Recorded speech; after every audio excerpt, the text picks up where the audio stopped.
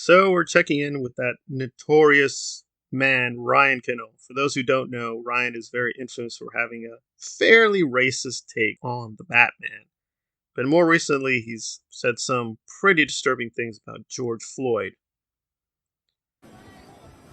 They have a memorial to George Floyd. Oh my gosh! George Floyd Memorial Live! Wait, Look at that. They got a Derek Chauvin George Floyd memorial. Dude, that's insane. Jebediah Springfield's So there's a lot of division here about how to assess Ryan and what he means for internet discourse and how he stands with the fandoms. And SK has recently published an essay which is alarmingly pretty good, so I don't have much more to add, but we will disagree on one major issue. We actually converge on many things. He doesn't like Endgame, neither do I. I thought it was a very poor story. He's very critical of the Sony trilogy with Tom Holland and Spider Man. I agree. I'm also very critical of that as well. But we do differ on many things, including how valuable source material is.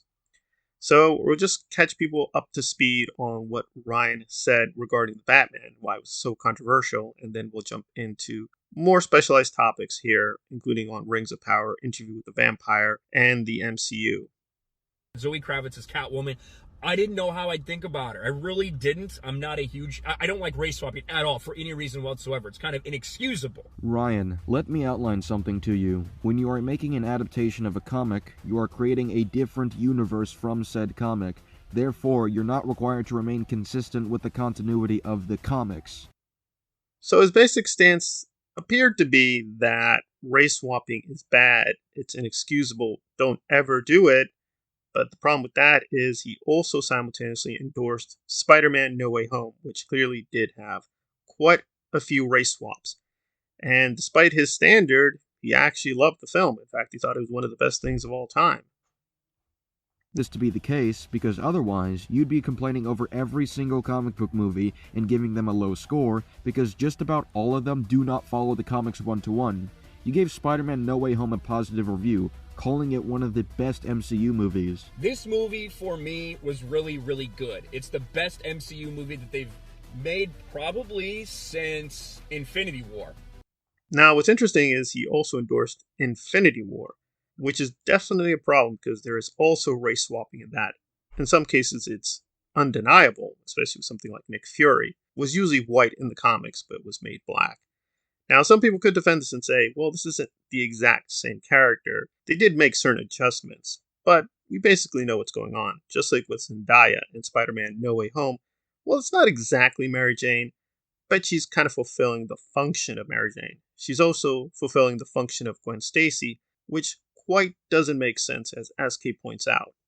Spider-Man's first introduction to the Green Goblin is a version from another universe. Gwen Stacy doesn't exist to be killed, Harry doesn't exist for Peter to have a connection with him, and the Green Goblin does not take Aunt May's life in the comics. What I said about Spider-Man's first introduction to the Green Goblin in the MCU would also extend to Doc Ock, Electro, Sandman, and the Lizard, since they're all from different universes as well. When Spider-Man wants to kill the Green Goblin after he kills Gwen, he realizes that what he's doing is wrong on his own volition without having to be told. Meanwhile, MCU Peter has to be stopped by Tobey's Spider-Man before killing the Green Goblin. So basically, No Way Home diverges very far from the comic. It is taking aspects of the original source material, but they're basically pulling from different eras. Spider-Man and Batman are characters that bridge the gulf between the 20th and 21st centuries. So they have a very long history, and the problem is Sony, as well as the MCU, often pull stories from the very early part to the later part of the characters, so sometimes the stories don't make any sense. Now, SK doesn't really care about that, but I do think that's a little bit important, and that will be relevant to Rings of Power, which, guess what? Ryan Kinel is also very, very hostile to. Because it wasn't just the race swap. He was also sort of alarmed with what some of the black characters were saying and doing in Batman. So this is what really has gathered a lot of controversies, namely that when it comes to certain characters, Ryan Kinel has a certain standard, but when it comes to other characters, he has another standard. Now, he didn't have a problem with the performances because he said overall they were good. He thought Jim Gordon, played by Jeffrey Wright, was fine, and he even thought Zoe Kravitz did a good job as Catwoman, but he didn't like the political message that they had within the movie. Even though it was relevant, it made sense with the story and it was coherent with the story, her point of view, she has mostly met rich, abusive white men. So you would think she'd be concerned with white male privilege, but somehow he thought, that's going too far, and I'm going to take points off. Now that's very critical. He didn't just say, that's the politics of the story, but I'm going to just judge the story, and based on that, the story's still bad. No, he's saying, because he didn't like the politics, he's going to devalue the story. Now that is very racist and even fascist, because now you're saying the politics is going to determine your score. They had the wrong politics, so I'm going to give them a bad score. That is wholly illegitimate. I may not like the politics of certain media, whether Interview with the Vampire or Venom or the MCU, but you still want to judge the story. Now, it's often hard because, of course, if they're going to do a race swap, which is pretty racist, like they did with the Ancient One and Strange, that's pretty bad. That's going to be very hard to get over, but you still have to judge the story. Luckily, in my case, I don't think Strange was that good a movie, so I didn't care either way.